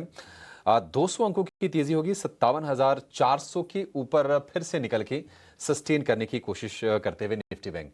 तो रिकॉर्ड हाइस लगातार बन रहे हैं और आज भी हम देख रहे हैं कि मोमेंटम कंटिन्यूड है। और आज निफ्टी बैंक को सपोर्ट करने वालों में हम देख रहे हैं कि आईसीआईसीआई बैंक का शेयर आपको आगे दिखेगा। कल भी हमने 1% के आसपास की मजबूती देखी, आज भी करीब 1.5% ऊपर ये शेयर कारोबार कर रहा है।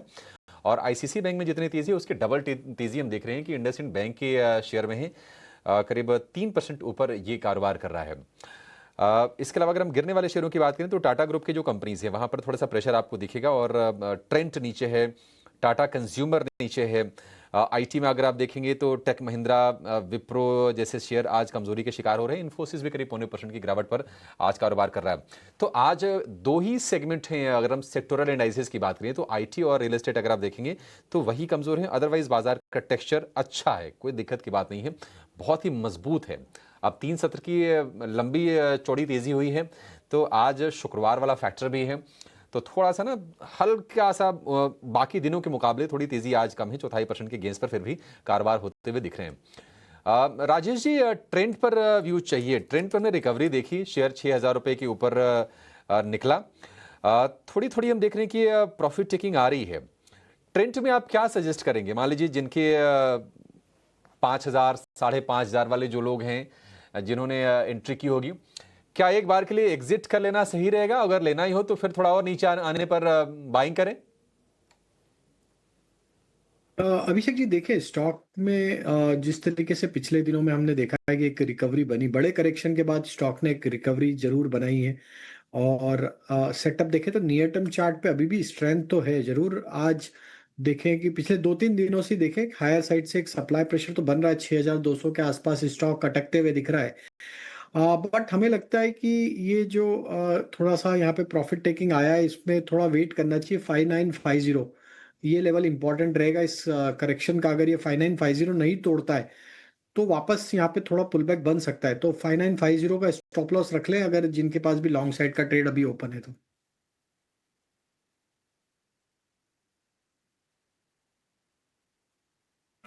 ओके, ट्रेंड 6014 के लेवल्स पोजीशंस अगर हैं तो उसे बरकरार रखें, ये राय इस वक्त मिलती हुई। लेकिन डिक्सन टेक्नोलॉजीज के स्टॉक पर एक नज़र होनी चाहिए। डिक्सन टेक्नोलॉजीज में हम देख रहे हैं मजबूती के साथ कामकाज और ये तेज़ी आई है ब्रोकरेज पॉजिटिव बुलिश रिपोर्ट जो है उसके चलते। 14615 के लेवल्स पर 2-2.25% की तेज़ी। नोमुरा की रिपोर्ट पॉजिटिव अप मूव और इसी स्पेस की अगर बात करें एम्बर एंटरप्राइजेस में भी तेज़ी है। राजेश जी आप ही राय दीजिए इस स्पेस से जुड़े स्टॉक्स पर। तो देखिए, डिक्सन में एक बड़ा डाउन मूव यहाँ पे बनते हुए दिखा था, लेकिन आज पिछले 2-3 ट्रेडिंग सेशन से देखें तो स्टॉक एक रिकवरी का अटेम्प्ट जरूर करते हुए देखने को मिला है लोअर साइड से। लॉन्ग टर्म चार्ट तो बुलिश है, लेकिन नियर टर्म चार्ट पे थोड़ी यहाँ पे वीकनेस बनी हुई है। बट आज के मूव में हमें लगता है कि अब ये 20 डे मूविंग एवरेज के ऊपर निकलते हुए दिख रहा है। आज की क्लोजिंग काफी इंपॉर्टेंट रहेगी स्टॉक के लिए अगले कुछ ट्रेडिंग सेशंस के लिए। 14,500 के ऊपर अगर ये सस्टेन रहता है तो फिर यहाँ पे हमें लगता है थोड़ा फॉलोअप बाइंग एक्शन वापस बनेगा। ऑन द हायर साइड 15,000 15,100 इसके लिए एक मेजर सप्लाई जोन है। वो लेवल अगर क्रॉस करने में ये कामयाब होता है तो फिर इसमें 15,800 16,000 की तरफ भी चाल बनते हुए दिख सकती है। तो एक बड़े करेक्शन के बाद यहाँ पे रिकवरी का अटेम्प्ट स्टॉक करते हुए दिख रहा है। और हमें लगता है कि शायद ये स्टॉक में अगर 15,500 के लेवल 14,500 के लेवल होल्ड रहते हैं तो ये रिकवरी यहाँ से सक्सीड करेगी फर्दर हायर साइड के लिए 15,500 की तरफ। टेक्नोलॉजीज के लिए 15,500 तक के लेवल्स भी एंटिसिपेट किए जा रहे हैं। आज के सत्र में तो तेज़ी दिख रही है। पिछले एक महीने के ट्रेंड को अगर देखेंगे कोई खास बढ़त नहीं थी, लेकिन ये तेज़ी जो है आज की है। करीब 2-2.25% के अप मूव्स के साथ ये स्टॉक ट्रेड करता हुआ। ब्रोकरेज बुलिश रिपोर्ट है, लेकिन कौन सी ब्रोकरेज की रिपोर्ट आई है? रिपोर्ट में ऐसा क्या कहा गया है? रैशनल क्या है? ट्रिगर पॉइंट्स क्या हैं जिसके चलते ये बुलिश रिपोर्ट ब्रोकरेज ने निकाली है और उसके बाद ये स्टॉक में तेजी है?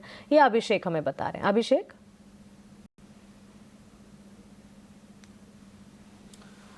मानसी, डिक्सन टेक ने पैसे लोगों को काफ़ी बना के दिए हैं। सरकार की पॉलिसीज़ का भी समर्थन मिला है डिक्सन टेक को और लगातार ये शेयर चला है। जो डिप्स आते हैं वो बाई भी की जाती हैं। और देखिए, इसमें ये शेयर हम डिस्कस इसलिए भी कर रहे हैं क्योंकि इसमें रिटेल की होल्डिंग अच्छी है। प्रोमोटर होल्डिंग करीब 32% है। रिटेल की होल्डिंग देखेंगे करीब 23% के आसपास की रिटेल होल्डिंग है, जो कि एफआई से और अगर आप देखेंगे डोमेस्टिक जो म्यूचुअल फंड से उनसे भी ज़्यादा रिटेल होल्ड करते हैं शेयर को। तो इस पर भरोसा काफ़ी ज़्यादा है लोगों को। दौड़ इसलिए रहा है क्योंकि एक नोमुरा की रिपोर्ट आई है और नोमुरा ने जो टारगेट प्राइस दिया है, जितने भी ब्रोकिंग फर्म्स हैं जो इस शेयर को कवर करते हैं, सब में सबसे ज़्यादा टारगेट नोमुरा ने दिया है और टारगेट है 21,409 रुपये का। नोमुरा को लगता है कि यहाँ से कंपनी के लिए ग्रोथ ड्राइवर कई सारे हैं। देखिए, मोबाइल मैन्युफैक्चरिंग में कंपनी की लीडरशिप है और नोमुरा को ये लगता है कि ये जो मोबाइल मैन्युफैक्चरिंग है, इसमें 4-5 कंपनीज लीड करेंगे और इसमें सबसे आगे रहेगा डिक्सन टेक का शेयर। उन्होंने नाम भी लिया, उन्होंने कहा कि डिक्सन टेक आगे रहेगा। डीबीजी टेक, ये चाइनीज़ कंपनी है, एक ये भी प्रोमिनेंट नेम है। भगवती जो कि अनलिस्टेड कंपनी है, इसका भी नाम लिया। साथ ही BYD जो कि हांगकांग की कंपनी है और UTL नियोलिंक, इनका नाम लिया।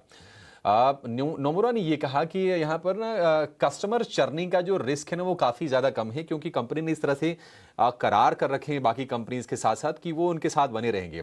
कुछ कंपनीज की डिक्सन टेक में होल्डिंग भी है, हिस्सेदारी भी है और इसके चलते भी कम से कम वो जो फ्लो है ना उनके तरफ से ऑर्डर का, वो बने रहने की उम्मीद है। आप देखिए, एक कंपनी है लॉन्ग चेयर, इनके साथ इनका ओरिजिनल डिज़ाइन मैन्युफैक्चरिंग यानी कि ODM करार है। इसके अलावा वीवो और ट्रांसिजन जैसी कंपनी है, उनमें उनकी डिक्सन टेक में हिस्सेदारी है और नोमुरा कहना है कि बैकवर्ड इंटीग्रेशन के चलते भी क्लाइंट्स को बरकरार रखने में डिक्सन टेक को मदद मिलेगी। एक्सपोर्ट के फ्रंट पर भी कंपनी काफ़ी अच्छा कर रही है। अगर हम हाल फिलहाल अगर मार्च से मई के आसपास मई के आंकड़े देखेंगे तो एक्सपोर्ट बिक्री में 4 गुना का उछाल देखने को मिला है। एक और चीज़ पॉजिटिव हो सकती है कि मोटोरोला अभी तक उनका चीन बड़ा बेस है मैन्युफैक्चरिंग के लिए, जो कि अमेरिका में 1 करोड़ मोबाइल फोन सालाना बेचती है। लेकिन चाइना में अगर अमेरिका में टैरिफ को लेकर कुछ तनातनी बढ़ती है, अगर मोटोरोला वहां से अपना प्रोडक्शन बेस शिफ्ट करती है भारत में, ऑलरेडी वो मोटोरोला का प्रोडक्शन कर रही है डिक्सन टेक, लेकिन उसको अगर और बढ़ाती है अगर मोटोरोला भारत में, कुछ और भी उनके पार्टनर्स हैं, कार्बन मोबाइल भी बनाती है उनके लिए फ़ोन, तो डिक्सन टेक को उसका बड़ा फायदा होगा, ऐसा नोमुरा मान के चल रही है। डिक्सन टेक पर अगर हम टारगेट की बात करें तो नोमुरा के तो टारगेट 21,400 के हैं। पहले हमने देखे थे 22,000 के भी टारगेट नोमुरा के हुआ करते थे, तो पहले भी नोमुरा काफी ज्यादा बुलिश रहा इस कंपनी को लेकर। एमके ग्लोबल के टारगेट है 19,800 रुपए की और CLSA जो कि बड़ा ब्रोकिंग फर्म है, दुनिया का काफी इज्जत से नाम लिया जाता है इसका, उसके टारगेट है 19,000 रुपए के। लेकिन डाइवर्जन काफी ज्यादा है और बड़ा इंटरेस्टिंग है कि अच्छा, एक ब्रोकरिंग फर्म को लगता है कि नहीं 22,000 तक शेयर जाएगा, कुछ ऐसे हैं जिनको लगता है कि नहीं यहाँ पर सस्टेन करना बड़ा मुश्किल है, 10,000 के नीचे के भाव दे रहे हैं। अभी कल परसों हम डिस्कस कर रहे थे, फिलिप कैपिटल की रिपोर्ट आई थी जिन्होंने 37% डाउनसाइड की आशंका जताई थी डिक्सन टेक के शेयर में। फिलिप कैपिटल का शेयर है 9,085 का और मॉर्गन स्टैनली की बात करें तो इसके टारगेट है 9,696 रुपए के। अब ये बड़ा मुश्किल हो जाता है कि किसके राय पर यकीन करें, लेकिन ये है कि हाँ, एक ट्रेंड हमने ज़रूर देखा है कि जब भी डिक्सन टेक नीचे आया ना प्रॉफिट टेकिंग दिखा के, तो रिवर्सल रहा है वो बहुत ही स्ट्रांग रहा है और बार बार अपने प्राइसेस, ऊपर के प्राइसेस को अचीव करने की कोशिश की है। ग्रोइंग सेक्टर है, मोबाइल पेनिट्रेशन यहाँ भारत में और बढ़ेगा। कंपनियों की मतलब जो प्रोडक्शन बेस है यहाँ पर भारत में वो अपना मजबूत करेंगे, तो नोमुरा इसका बेनिफिशियरी होगा। थोड़ा मार्केट भले ही फ्रेगमेंटेड होगा, ये तो चीज़ है, लेकिन यहाँ से निश्चित तौर पर लीडरशिप बनी रहने की उम्मीद है और नोमुरा उसी चीज़ को हाईलाइट कर रहा है और इसके चलते शेयर में आज हम तेजी देख रहे हैं। मानसी, ये हाईलाइट कर रहा है नोमुरा और तेजी है। और अभी राजेश जी की तरफ से भी टेक्निकली भी नजरिया पॉजिटिव डिक्सन टेक्नोलॉजीज पर आता हुआ 15,000 और उसके ऊपर के लेवल्स भी नजर आ सकते हैं और स्टॉक में आप मूव है और इस तेजी के पीछे के ट्रिगर्स, अलग अलग ब्रोकरेज रिपोर्ट्स का अलग अलग रैशनल। लेकिन चलिए ऑन दिस नोट एक छोटे से ब्रेक के लिए हम यहाँ रुक रहे हैं। ब्रेक के उस पार जब वापस लौटेंगे markets at 3, BTST, STBT trades, ये सब कुछ आपके लिए लेकर आएंगे। आप बने रहें।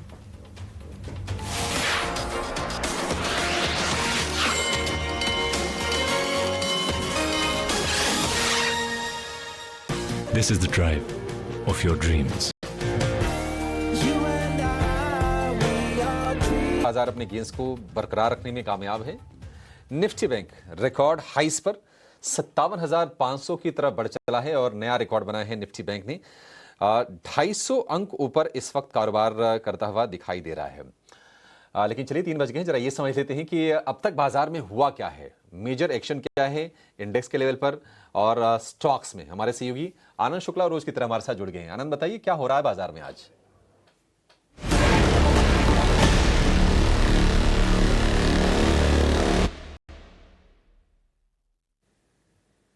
करें तो पहले निफ्टी की तरफ देखते हैं। 80 से 90 अंक ऊपर कारोबार कर रहा है।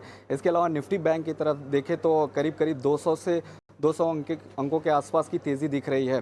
लेकिन कौन सा सेक्टर सबसे बढ़िया कारोबार कर रहा है वो है एनर्जी का। एनर्जी सेक्टर में अच्छी तेज़ी दिख रही है। रिलायंस करीब 2% ऊपर है और अपने 9 महीने के ऊपरी स्तर पर कारोबार कर रहा है। इसके अलावा गेल में देखें, गेल में भी करीब करीब 2% की तेज़ी दिख रही है और पावर ग्रिड में भी करीब करीब 1.5% के आसपास की तेज़ी देखने को मिल रही है।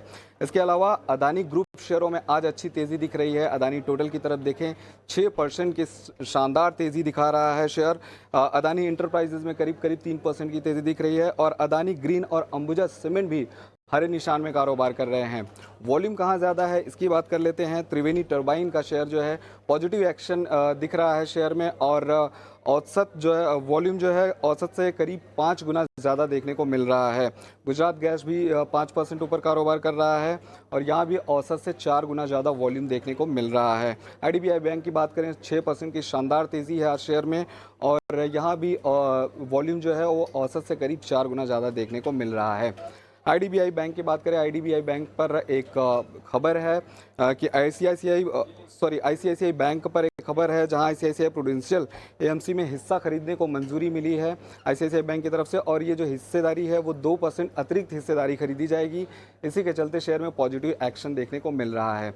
अंत में बात करें एक ब्रोकरेज रिपोर्ट की तो कोफोज पर कोटक सिक्योरिटीज़ की ब्रोकरेज रिपोर्ट आई है जहां पर कोटक की तरफ से खरीदारी की राय दी है और लक्ष्य रखा गया है 2,100 रुपये का। साथ ही साथ FY 26-28 के लिए जो EPS ग्रोथ अनुमान है वो 4 से 10% का रखा गया है। इसी के चलते शेयर में आज पॉजिटिव एक्शन हमें देखने को मिल रहा है। तो 3 बजे तक ये सारे अपडेट्स थे जिनकी वजह से इन सारे शेयरों में एक्शन आज देखने को मिल रहा है। ठीक है, शुक्रिया आनंद।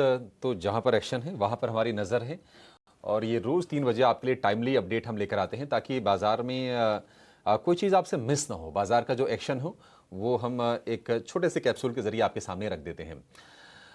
ठीक है, आगे जरा बढ़ते हैं और एक खबर अभी आई है मझगांव डॉक को लेकर।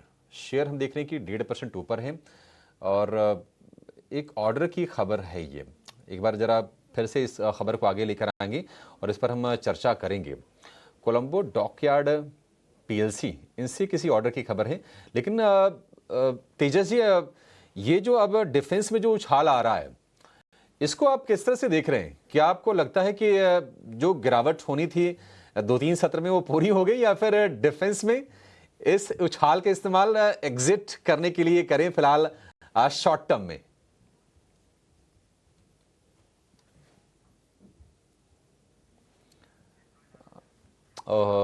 ठीक है, तेजस जी हमारे साथ नहीं है।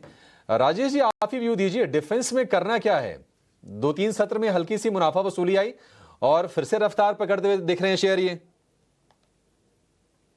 देखिए, डिफेंस स्टॉक्स में इंडिया पाकिस्तान के जियोपॉलिटिकल टेंशन्स के चलते एक तेजी बनी। फिर उसके बाद वापस हमने देखा कि सेकंड राउंड ऑफ बाइंग वापस से जब बनी, जब मिडिल ईस्ट में वापस जियोपॉलिटिकल इश्यूज एस्केलेट हुए।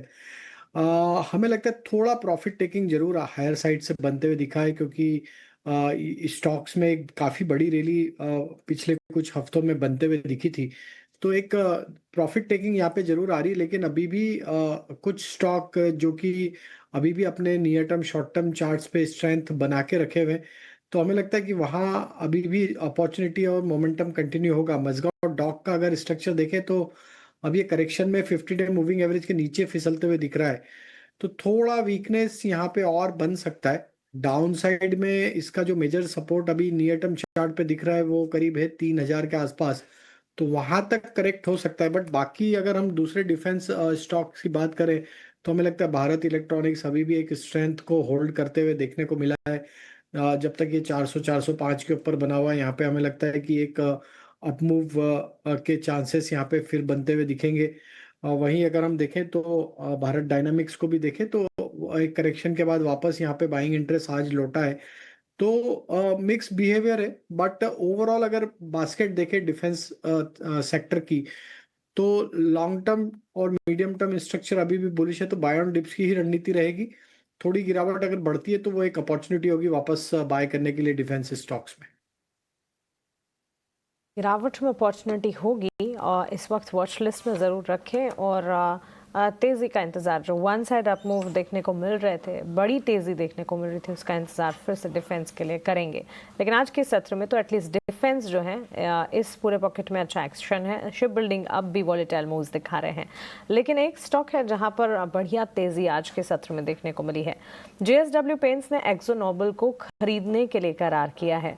JSW पेंट्स एक्जो नोबल में करीब 8,986 करोड़ में हिस्सेदारी खरीदेगी और इस पर और क्या कुछ अपडेट्स हैं, डिटेल्स क्या हैं, इसके मायने क्या हैं, जो स्टॉक पे असर दिख रहा है उसके पीछे की वजह, सारी डिटेल्स आपको आसान भाषा में अभिषेक बता रहे हैं। अभिषेक, over to you.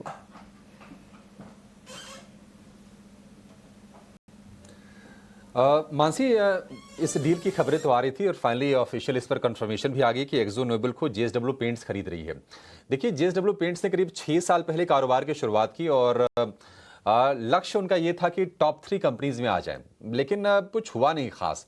Market share वो बढ़ नहीं पाया और जो डोमिनेंट प्लेयर थे वो रहे। अब ये एक बड़ी कोशिश है JSW पेंट्स की तरफ से कि एक्जो नोबेल, जो कि करीब 7% के आसपास का हिस्सा भारतीय पेंट मार्केट में रखते हैं, उनको खरीद रहे हैं।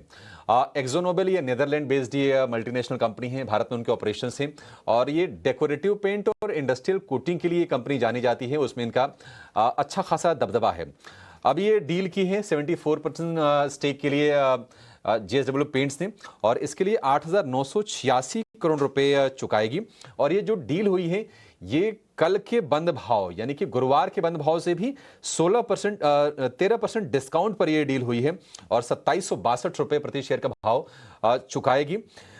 यही नहीं, अब होगा ये कि यहाँ से कंपनी को ना ओपन ऑफर भी लाना पड़ेगा जो रिटेल निवेशक हैं जिनको एग्जिट चाहिए, बिकॉज सेबी का ये नियम कहता है कि अगर आप 25% से ज्यादा स्टेक किसी कंपनी में खरीद रहे हैं तो जो उसके एग्जिस्टिंग शेयर होल्डर हैं उनको आपको एग्जिट रूट देना पड़ेगा।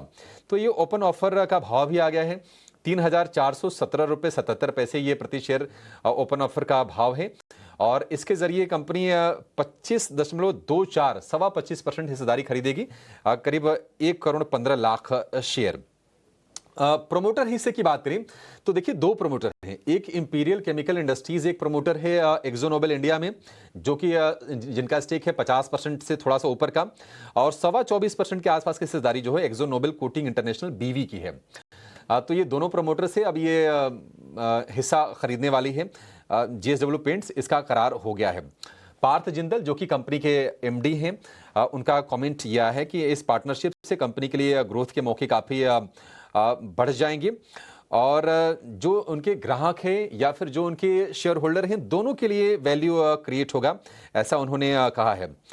JSW देखिए पेंट, अब जैसा कि हमने आपको बताया था कि हिस्सेदारी इसकी काफ़ी कम है, रफली 1.5-3% के आसपास की इनकी हिस्सेदारी होगी। लेटेस्ट आंकड़े हमारे पास तो नहीं है, लेकिन अभी 7% और एडिशन हो गया, उनकी टोटल जो मार्केट शेयर होगा वो हो जाएगा 9% के आसपास का। तो एक इस लिहाज से अगर देखा जाए तो डिस्काउंट पर उन्होंने डील की है, एक आकर्षक वैल्यू बनता हुआ दिख सकता है। और एक्जो नोबेल के शेयर में तो आज हम तेजी देख रहे हैं, जो शेयर धारक हैं उनको भी जो अभी ओपन ऑफर का प्राइस है यहाँ से ऊपर का ही है, तो वो भी ठीक है। अगर मार्केट शेयर की बात करें तो जो डोमिनेंट प्लेयर हैं एशियन पेंट से अकेले करीब 50 से 52% के आसपास की हिस्सेदारी उनकी है भारत के पेंट मार्केट में। इसके अलावा अगर हम बर्जर की बात करें 20% के आसपास का हिस्सा है, मार्केट शेयर उनका है। कांसाई नेरोलैक 13% के आसपास का हिस्सा है। अब इस स्पेस में क्या है, कंपटीशन धीरे धीरे बढ़ रहा है।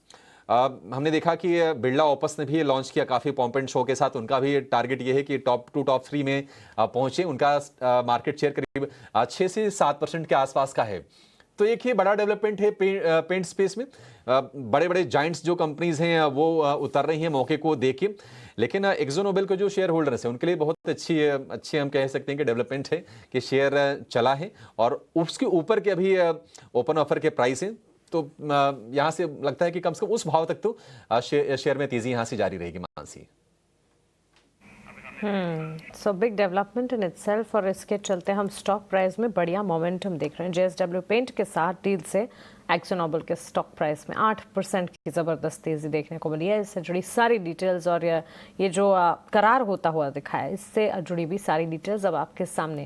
लेकिन एक और इम्पॉर्टेंट अपडेट लेकर प्रकाश हमारे साथ जुड़े हैं। सरकारी बैंक्स के साथ वित्त मंत्री की अहम बैठक का दौर चल रहा था, वो बैठक अब खत्म हो गई है। बैठक में क्या बड़े फैसले हुए, ये जानना आपके लिए बेहद ज़रूरी है। प्रकाश है हमारे साथ। जी प्रकाश, बताएं।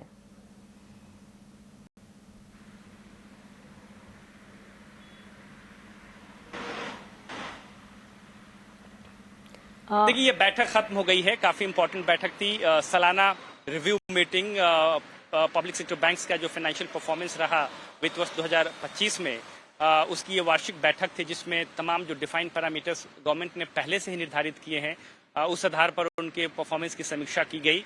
सभी बैंकों के प्रमुख इस बैठक में शामिल रहे।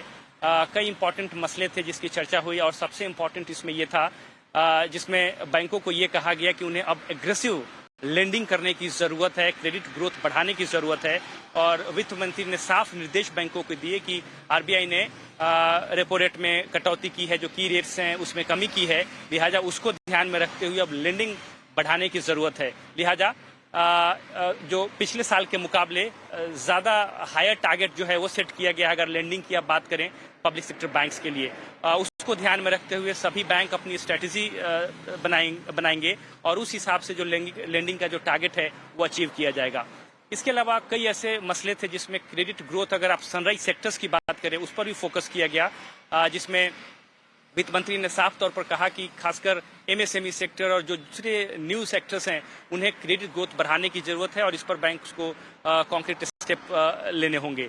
साथ ही साथ एक और इम्पॉर्टेंट मसला था, वो था डिपॉजिट ग्रोथ को लेकर। जैसा कि आपको पता है कि डिपॉजिट में कमी आ रही है और एक चिंता का विषय है इस वक्त बैंक के सामने, लिहाजा इस मसले पर भी समीक्षा की गई। इनफैक्ट इस तरह के निर्देश पहले भी दिए गए हैं, तो क्या स्टेप्स बैंक्स ने लिए हैं उसकी जानकारी वित्त मंत्री के सामने रखे गए और वित्त मंत्री ने साफ तौर पर कहा कि बैंक्स को तमाम स्टेप्स लेने होंगे ताकि जो डिपॉजिटर्स हैं उनको अट्रैक्ट किया जाए, इनोवेटिव प्रोडक्ट्स पेश करने होंगे और एक तरीके से एक डेडिकेटेड कैंपेन की शुरुआत होगी ताकि जो डिपॉजिट ग्रोथ है उसमें तेजी आए। तो ये काफी सिग्निफिकेंट डेवलपमेंट है।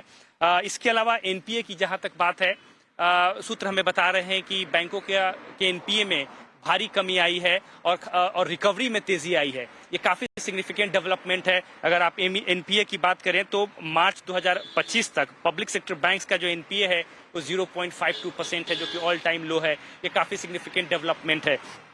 इसके अलावा एमएसएमई सेक्टर पर ज्यादा फोकस देने की बात की गई। कस्टमर सर्विसेज को कैसे इंप्रूव किया जाए, साइबर सिक्योरिटी मेजर्स को कैसे इंप्रूव किया जाए, डिजिटल इंफ्रास्ट्रक्चर को कैसे बढ़ावा दिया जाए, ये तमाम ऐसे मसले हैं जिसके ऊपर समीक्षा बैठक की गई, बैंकों को निर्देश दिए गए और बैंकों ने अभी तक क्या कदम उठाए हैं उसकी जानकारी भी वित्त मंत्री को दी गई। तो ये काफी इंपॉर्टेंट डेवलपमेंट है और हम आने वाले दिनों में देख सकते हैं कि बैंक्स जो है लेंडिंग बढ़ाने के लिए कुछ इनोवेटिव तरीके अपनाएंगे, डिपॉजिट ग्रोथ बढ़ाने के लिए नए प्रोडक्ट्स लॉन्च कर सकते हैं। ये इस बैठक का अगर आप मोटे तौर पर देखें तो आउटकम है। उम्मीद ये की जा रही है कि औपचारिक रूप से सरकार की तरफ से बयान जारी किया जाएगा, लेकिन जो जानकारियां हमें सोर्सेज के हवाले से भी मिल रही हैं उसके हिसाब से बैंकों के परफॉर्मेंस से सरकार इस वक्त खुश नजर आ रही है। लगभग सारे बैंक इस वक्त प्रॉफिट में हैं, लेकिन लेंडिंग बढ़ाना और डिपॉजिट ग्रोथ बढ़ाना ये सरकार के लिए प्राथमिकताओं में शामिल है। जी प्रकाश, बहुत शुक्रिया आपका। बहुत अहम जानकारी और सारी डिटेल आप हम तक पहुंचा रहे हैं। वित्त मंत्री की अहम बैठक थी, बैठक से ठीक पहले भी क्या कुछ संभावनाएं हैं आपको बताई हमने, और बैठक के ठीक बाद भी क्या फैसले निकल कर आ रहे हैं, विस्तार से प्रकाश हमारे सामने रखते हुए। एक छोटे से ब्रेक के लिए रुकते हैं। ब्रेक के उस पार BTST STBT ट्रेड्स जानेंगे।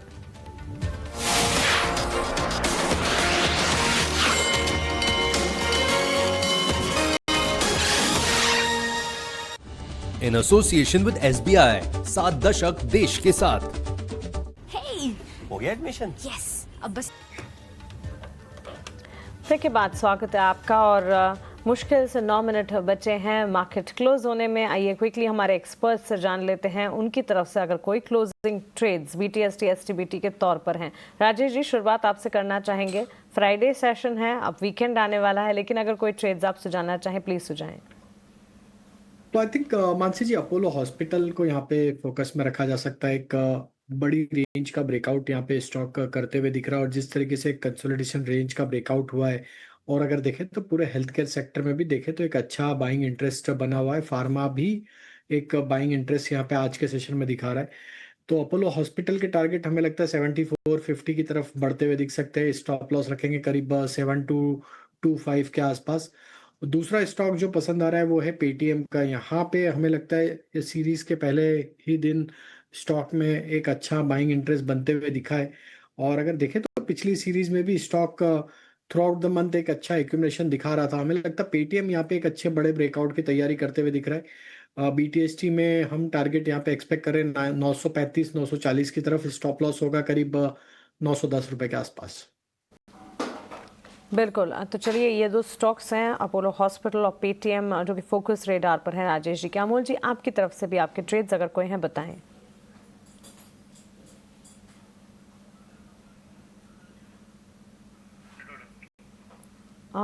ठीक है, अमोल जी के साथ शायद हम संपर्क नहीं कर पा रहे हैं, नेटवर्क इशू, लेकिन उनसे संपर्क होने पर उनके ट्रेड्स भी जानेंगे। इस वक्त मार्केट में अगर आप देखेंगे मेजर कंट्रीब्यूशन जो है वो नज़र आ रहा है ICICI bank, Reliance, Asian paints, SBI, UltraTech cement जैसे काउंटर्स की तरफ से। HDFC bank, axis bank, Infosys, Tata consumer, Titan जैसे काउंटर्स हैं जो कि बिकवाली का दबाव झेल रहे हैं। और सेक्टोरल परफॉर्मर्स की अगर बात करें, रियल एस्टेट और IT बैक सीट पर है। इसके अलावा सारे सेक्टर्स में अच्छा खासा मोमेंटम आज के सत्र में देखने को मिला है। 25,600 के पार तो क्लोजिंग हो जाएगी। 25,641 के लेवल्स इस वक्त निफ्टी दिखा रहा है, और 92 अंकों की मजबूती आप देख पाएंगे। इसके अलावा बैंक निफ्टी की तरफ से भी नए उच्चतम स्तर। सोने चांदी की चाल फीकी पड़ी है। प्रेशियस मेटल्स, ये रिवर्स कोरिलेशन होता ही है। इक्विटी मार्केट्स में जब गिरावट उठापटक नजर आती है तो मार्केट पार्टिसिपेंट्स जो हैं सेफ हेवन के तौर पर सुरक्षित निवेश को ध्यान में रखते हुए प्रेशियस मेटल्स, बुलियन मार्केट, सोने चांदी की तरफ बढ़ते हैं। लेकिन इक्विटी मार्केट में इस वक्त इतना अच्छा खासा रिस्पॉन्स है। और बैंक निफ्टी भी देखें, 57,450 के लेवल्स, 250 अंकों की मजबूती। तो 57,400 के लेवल्स के पार तो क्लोजिंग नज़र आती ही है। नए उच्चतम स्तर पर ट्रेड कर दिखाया है निफ्टी। नेक्स्ट कैटेगरी के कुछ स्टॉक्स देख लेते हैं, और इसमें सीमेंट प्लेज जो हैं आज मोमेंटम दिखा रहे हैं। Rajesh ji, Shri cement, UltraTech cement, साथ ही इंडिया सीमेंट, अंबुजा सीमेंट, इन स्टॉक्स में मजबूती देखने को मिली है। क्या सीमेंट प्लेयर्स पे कोई कन्विक्शन, कोई इंटरेस्ट डेवलप हो भी रहा है, और इन स्टॉक्स में अगर किन्हीं की पोजीशन है, क्या उछाल में एक बार एग्जिट के बारे में सोचा जाए या फिर पोजीशंस इंटैक्ट रखनी है? I think Mansi ji, position intact रखना चाहिए। पूरे सीमेंट पैक में अगर देखें तो जिस तरीके का मूव बना है, हमें लगता है थोड़ी कंटिन्यूटी रहेगी। और यहाँ पे beat, Ambuja cement, UltraTech cement, Dalmia Bharat में तो एक फ्रेश ब्रेकआउट भी आते हुए दिखा है, और ये हमने हमारे क्लाइंट्स को भी सजेस्ट किया डालमिया भारत, और हम एक्सपेक्ट कर रहे हैं ये स्टॉक एक अच्छा मोमेंटम 2350 2400 की तरफ बनाते हुए दिख सकता है। स्टॉप लॉस होगा डालमिया भारत का करीब 2150 के आसपास। वहीं देखें तो ग्रेसिम में भी एक फ्रेश ब्रेकआउट बनते हुए दिखा है, और हमें लगता है कि ग्रेसिम में जिस तरीके से एक राउंडिंग बॉटम फॉर्मेशन का ब्रेकआउट हुआ है, तो अगर ये 2820 के ऊपर सस्टेन रहता है तो ग्रेसिम भी एक मोमेंटम हायर साइड पे टुवर्ड्स 2950 3000 की तरफ बनाते हुए दिख सकता है। अंबुजा भी स्ट्रक्चर में हमें लग रहा है कि नियर टर्म तो स्ट्रक्चर उसका भी स्ट्रेंथ दिखा रहा है। तो अंबुजा भी हमें लग रहा है कि यहाँ पे एक ब्रेकआउट की तैयारी करते हुए दिख रहा है, ऑलमोस्ट अपने प्रीवियस स्विंग हाई जो मई में बने थे उसको निगोशिएट करते हुए दिख रहा है। तो हमें लगता है 585 के लेवल को अगर ये क्रॉस करने में कामयाब होता है तो अंबुजा भी मूव 620 की तरफ बनाते हुए दिख सकता है। तो अभी हमें लगता है सीमेंट एज ए स्पेस में थोड़ा बाइंग का इंटरेस्ट वापस बना है और नियर टर्म चार्ट पे सभी स्टॉक्स में एक स्ट्रेंथ है, तो थोड़ा होल्ड रखना चाहिए। ये मोमेंटम आगे आने वाले दिनों में एक्सटेंड होते हुए दिख सकता है। को इंटैक्ट रखें। 3.5 मिनट बचे हैं। अमोल वापस हमारे साथ जुड़ गए हैं। अमोल, आपके BTST STBT ट्रेड्स अगर कोई है वो हम समझना चाह रहे थे।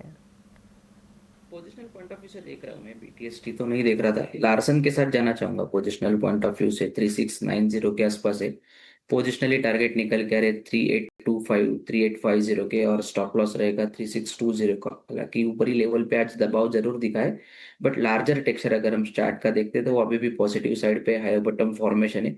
पोजिशनल पॉइंट ऑफ व्यू से जरूर देखा जा सकता है। दूसरा, बंधन बैंक के साथ में जाना चाहूंगा, 185 के आसपास है पोजिशनली, टारगेट निकल के आ रहे 200 के, और स्टॉप लॉस रहेगा उसका 180 का। कंसिस्टेंटली स्टॉक ने अप ट्रेंड मेंटेन रखा है। मुझे लगता है कि जिस तरीके का सेटअप है, higher high higher lows consistently stock में फॉर्म होते हुए दिख रहे हैं। पोजिशनली ये स्टॉक कहीं ना कहीं लग रहा है 200 की तरफ जाने के चांसेस चार्ट्स पे दिख के आ रहे हैं। तो चलिए बैंक्स पर फोकस है। राजेश जी, JM फाइनेंशियल के चार्ट्स देखिए, महज चार्ट ट्रेडिंग सेशन में स्टॉक ऑलमोस्ट 15% और उससे भी ज़्यादा चल गया है। JM फाइनेंशियल 159 160 के लेवल्स पर आज के सत्र में भी तेज़ी दिखाते हुए क्या राय होगी इस स्टॉक पर? तो I think Mansi ji, stock में एक मोमेंटम तो बना है और ये मोमेंटम में स्टॉक अपने प्रीवियस स्विंग हाई जो कि इसके 168 है उसकी तरफ बढ़ते हुए दिख रहा है। ये स्विंग हाई बने थे करीब अक्टूबर 2024 में, तो 167 की तरफ स्टॉक बढ़ते हुए दिख सकता है, और अगर वो लेवल को सरपास करता है तो फिर यहाँ पे 180 की टारगेट भी आते हुए दिखेंगे। बट नियर टर्म पर्सपेक्टिव से 165 167 टारगेट के लिए पोजीशन होल्ड रखें, उसके आसपास एक बार वापस रिव्यू भी करें, या फिर वहाँ पे पार्शियल प्रॉफिट भी बुक कर सकते हैं, क्योंकि काफ़ी समय बाद ये स्टॉक वो लेवल को अचीव करते हुए दिख रहा है। तो 167 टारगेट रहेगा, स्टॉप लॉस अब यहाँ पे रहेंगे 153 के। चलिए, JM फाइनेंशियल 153 का स्टॉप लॉस और 160 168 तक के टारगेट्स यहाँ पर। लेकिन चलिए आगे बढ़ते हैं और भारत पर क्लाइमेट चेंज का कितना असर है, इस पर हमारी खास इंडिया क्लाइमेट समिट का रुख करते हैं।